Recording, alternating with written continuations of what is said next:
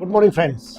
आज हम जो बात करेंगे वो टाइप ऑफ स्कीम्स की बात करेंगे। म्यूचुअल फंड में कितनी तरह की स्कीम्स होती है, वो कौन से आदमी के लिए, कौन से इन्वेस्टर के लिए कौन सी स्कीम अप्रोप्रिएट है। लेकिन उससे पहले वो बात शुरू करें, उससे पहले मैं एक अलग चीज़ बोलना चाहता हूँ कि काफ़ी लोग इन्वेस्टमेंट में निराश क्यों होते हैं कि भैया इन्वेस्टमेंट मेरा तो नहीं चल रहा है, मेरे को रिटर्न नहीं मिला। लोगों को 2-3 साल 5 साल में रिटर्न की उम्मीद होती है, मिलना चाहिए मेरे को। मैंने इन्वेस्ट किया, क्यों नहीं मिलता है? क्योंकि मार्केट आप जानते थे पहले कि मार्केट कभी भी गिर सकता है। जी हाँ, आप जानते थे मार्केट कभी भी बढ़ सकता है। यहाँ आपको मालूम था। आपको जब मालूम था मार्केट कभी भी बढ़ सकता है, कभी भी गिर सकता है, तो घबराने की क्यों बात है? वही तो हो रहा है जो आप जानते थे, जो वही हो रहा है, कुछ अलग नहीं हो रहा है। Market up down is a part of your journey. Basically वो जर्नी में आपको देखना ही पड़ेगा मार्केट अप डाउन आपकी इन्वेस्टमेंट जर्नी में। 15-20 साल की जो इन्वेस्टमेंट जर्नी आपकी होने वाली है, और मिनिमम 15-20 साल की इन्वेस्टमेंट जर्नी होनी ही चाहिए, तब जाके वेल्थ क्रिएट होता है। आप निराश क्यों होते हैं मालूम है? मार्केट गिरता है इसी वजह से नहीं, आप निराश इसीलिए होते हैं क्योंकि मार्केट ने अपनी बात नहीं मानी। आप ये सोचते थे मैंने आज इन्वेस्ट किया 10 लाख रुपया, मार्केट कल से बढ़ना शुरू होना चाहिए, लेकिन मार्केट गिरता है तीसरे दिन से, तब आप निराश होते हैं कि मार्केट ने मेरी बात नहीं मानी। ऐसा कभी भी नहीं होगा कि मार्केट आपकी बात मानेगा। मार्केट अपने इकोनॉमिक्स के हिसाब से ही चलेगा। इकोनॉमिक्स में अप डाउन आएंगे ही आएंगे, पहले भी थे। 2004 देख लीजिए, 2008 देख लीजिए, 2015 देख लीजिए, 2020 देख लीजिए, कोरोना पीरियड बहुत मार्केट गिरा है।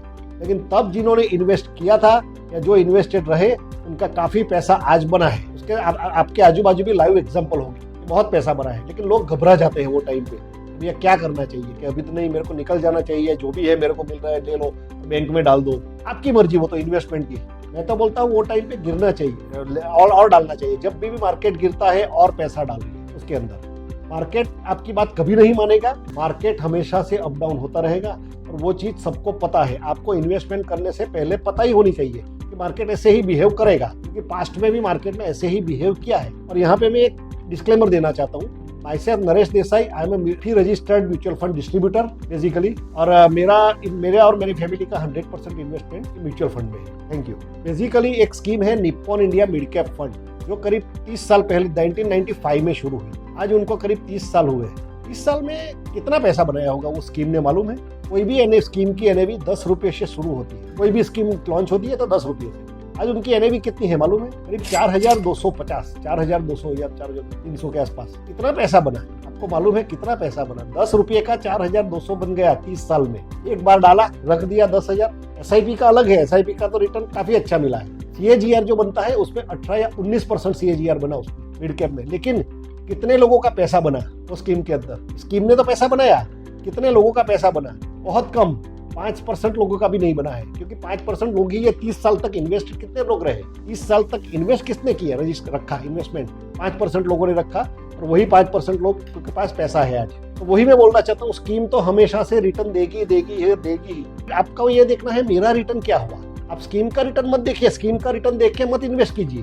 आप अपना गोल के हिसाब से, पर्पस के हिसाब से इन्वेस्ट कीजिए, तब जाके आपको एक अच्छा रिटर्न मिलेगा और अच्छा वेल्थ क्रिएट होगा। अभी हम बात करेंगे type of schemes. Mutual fund में मेरे को स्टार्ट करना है, तो मैं क्या करूं? अभी तो मेरे को कुछ मालूम नहीं है। म्यूचुअल फंड में बेसिकली तो अभी 2500 से ज्यादा स्कीम्स है, और 50 से ज्यादा एसेट मैनेजमेंट कंपनी आ गई है, मोर देन 50 अभी तो। लोग कंफ्यूज्ड है, क्या करें? सिंपल करना है। लार्ज कैप फंड्स आते हैं। टाइप ऑफ फंड्स में पहले बताते हूँ। लार्ज कैप फंड जो पहले टॉप 100 कंपनीज है इंडिया की, उसमें इन्वेस्ट करते हैं, उसमें पैसा। दूसरा आता है मिड कैप फंड्स, वो 101 से लेके 250 तक की 150 कंपनियों में इन्वेस्ट करते हैं वो। तीसरा आता है स्मॉल कैप फंड, जो 250 से लेके बाकी सारी कंपनियों में इन्वेस्ट करता है। 3 तरह के फंड्स बेसिक है ये, large cap, mid cap and small cap are the basic funds basic. उसके बाद शुरू होता है हाइब्रिड फंड। हाइब्रिड फंड मतलब क्या? इक्विटी और डेट का कॉम्बिनेशन रहता है उसके अंदर। वो फंड मैनेजर होता है, वो मार्केट सिचुएशन के हिसाब से ज्यादा कम करता रहता है एलोकेशन। तीसरा आता है multi asset allocation fund. Multi asset allocation fund क्या है? वो मल्टी एसेट, उसका नाम ही है मल्टी एसेट, मतलब उसमें मल्टीपल एसेट्स होती है। उसमें इक्विटी भी होगी, डेट भी होगा, गवर्नमेंट सिक्योरिटी भी होगी, बॉन्ड भी होगा, गोल्ड भी होगा, सिल्वर भी होगा, फॉरेन इक्विटी भी होगी, रियल एस्टेट्स भी होंगे, सब होंगे इसके अंदर। मल्टी एसेट फंड होता है। उसके बाद आता है हाई रिस्क कैटेगरी में जाने के लिए सेक्टर फंड्स और थीमेटिक फंड्स। सेक्टर फंड्स क्या होते हैं? पर्टिकुलर सेक्टर, मानो फार्मा सेक्टर, मेरे को फार्मा में इन्वेस्ट करना है तो फार्मा सेक्टर का एक फंड है हर एक म्यूचुअल फंड कंपनी के पास, वो सिर्फ फार्मास्यूटिकल कंपनीज में ही इन्वेस्ट करते हैं। लेकिन उसमें रिस्क क्या है कि कभी भी स्टेबल रह सकता है, वो गवर्नमेंट पॉलिसीज के हिसाब से नहीं चला फार्मा मार्केट तो क्या, तो आपका रिटर्न कम भी हो सकता है या स्टेबल भी रह सकता है काफी सालों तक। रिटर्न कभी ज्यादा भी मिल सकता है, जब फार्मा मार्केट चल गया तो बहुत ज्यादा भी रिटर्न मिल सकता है। वैसा ही आईटी में है, वैसा ही बैंकिंग में है, वैसा ही बहुत सारी कंपनीज है उसके अंदर, ट्रांसपोर्टेशन लॉजिस्टिक्स है। उसको सेक्टर और thematic, they are high risk high return funds basically, very very high risk. जिनको 50, 60, 70% का वॉलेटिलिटी जो एब्सॉर्ब कर सकते हैं उनको ही इन्वेस्ट करना चाहिए वो फंड, बाकी को लोगों को नहीं जाना चाहिए। अभी हम large cap, mid cap, small cap तो आ गए। हाइब्रिड फंड में भी 3 तरह की कैटेगरी है। एक होता है कंजर्वेटिव हाइब्रिड फंड, जिसमें मैक्सिमम 25% तक इक्विटी में जा सकते हैं, 75% तो गवर्नमेंट सिक्योरिटी, बॉन्ड्स, डिबेंचर उसमें ही डालना पड़ेगा फंड मैनेजर को। तो वो किसके लिए है? वो एफडी से 1-2% ज्यादा इंटरेस्ट जिनको चाहिए उनके लिए है ये फंड्स बेसिकली, जो एफडी से थोड़ा सा ज्यादा मिलेगा। उसके बाद आता है dynamic asset allocation fund. Dynamic asset allocation fund मतलब क्या? जिसको बैलेंस एडवांटेज फंड बोलते हैं। वो डायनेमिकली फंड मैनेजर सिचुएशन के हिसाब से अब मैनेज करता रहता है। इस इक्विटी में मेरे को कितना एक्सपोजर लेना है, डेट में कितना लेना है, गवर्नमेंट का पॉलिसीज क्या है, उसके हिसाब से उसको डायनेमिक एसेट एलोकेशन बोलते हैं। वो भी जिनको एफडी से थोड़ा सा ज्यादा रिटर्न चाहिए उनके लिए ये एडवाइजेबल है ये फंड भी। मल्टी एसेट एलोकेशन फंड मैंने बताया। मल्टी एसेट एलोकेशन फंड थोड़ा सा हाई रिस्क कैटेगरी में आता है, क्योंकि इसमें कमोडिटीज भी आती है, रियल एस्टेट भी होता है, फॉरेन इक्विटी भी होती है। उसमें भी फंड मैनेजर इकोनॉमिक एनवायरनमेंट के हिसाब से, अपने हिसाब से ये करता रहेगा, अप डाउन करता रहेगा। सेक्टर और थीमेटिक फंड, और बहुत सारे इंडेक्स फंड अवेलेबल है अभी आजकल। इंडेक्स फंड जिसके हम बोलते हैं पैसिव फंड्स। इंडेक्स फंड में क्या है? पर्टिकुलरली मानो एक लार्ज कैप इंडेक्स फंड है, लार्ज कैप का इंडेक्स फंड, वो लार्ज कैप का जो इंडेक्स है उसी को वो फॉलो करेगा, उसी के हिसाब से आपका रिटर्न मिलेगा। उसके अंदर फंड मैनेजर का बहुत कम रोल होता है। वो जिसमें जितने स्टॉक्स हैं जो बास्केट में, इंडेक्स में, उतने ही स्टॉक्स इसके अंदर होंगे यही आपके स्कीम में, और उसके आसपास ही आपको रिटर्न मिलेगा जितना वो इंडेक्स देगा। वैसे ही मिड कैप का इंडेक्स फंड, वैसे ही स्मॉल कैप का index fund, mid and small cap का इंडेक्स फंड भी है। अभी तो बहुत सारे इंडेक्स फंड अवेलेबल है। तो एज अ कॉमन इन्वेस्टर को क्या करना चाहिए? नॉर्मली शुरुआत करनी चाहिए लार्ज कैप फंड से। एक लार्ज कैप फंड ले लो, एक डायनेमिक एसेट एलोकेशन फंड ले लो, एक हाइब्रिड फंड ले लो। 3 फंड से शुरुआत करो, और एक इंडेक्स फंड ले लो, मैक्सिमम एक इंडेक्स फंड ले लो। नंबर ऑफ फंड्स कितने होने चाहिए? मैं उसका कोई स्पेसिफिक नहीं है कि नंबर ऑफ फंड्स, लेकिन बहुत कम होने चाहिए, मैं ऐसा मानता हूँ। मेरा पर्सनली ऐसा व्यू है कि बहुत कम होना चाहिए। मैंने एक आदमी से पूछा था, एक जिसका 50 करोड़ के आसपास उसने म्यूचुअल फंड में पैसा डाला है, वो हमारी इंडस्ट्री का ही है। उनको मैंने पूछा था कि आपके पास नंबर ऑफ स्कीम्स कितनी है?